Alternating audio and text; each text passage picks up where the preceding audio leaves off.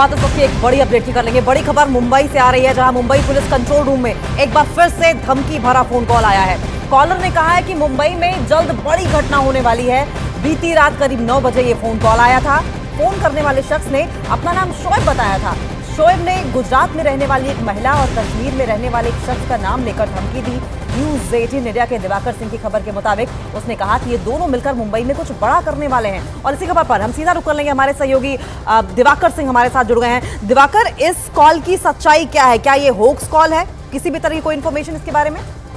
देखिए, मुंबई पुलिस इस पूरे मामले की जांच कर रही है, क्योंकि जिस तरह से शोएब नाम के शख्स ने रात करीब 9 बजे के आसपास कॉल किया और उसने कहा कि गुजरात की रहने वाली शमा और कश्मीर का रहने वाला एक युवक है जिसका नाम आशिफ बताया उसने, दोनों मिलकर मुंबई में एक बड़ी घटना को अंजाम देने वाले हैं। जिसके बाद मुंबई पुलिस शमा और आशिफ के बारे में भी जानकारी इकट्ठा कर रही है, जांच कर रही है। और इसके अलावा जो कॉलर है जिसका नाम शोएब बताया जा रहा है, वो कॉलर क्या वाकई में जेन्युइन कॉलर है या उसने सिर्फ इस तरह एक मजाक मस्ती करने का इस तरह से कॉल किया था, इसकी जांच फिलहाल मुंबई पुलिस कर रही है। लेकिन मुंबई पुलिस ने डिनाई नहीं किया है कि हॉक्स कॉल है या फिर जेन्युइन कॉल है।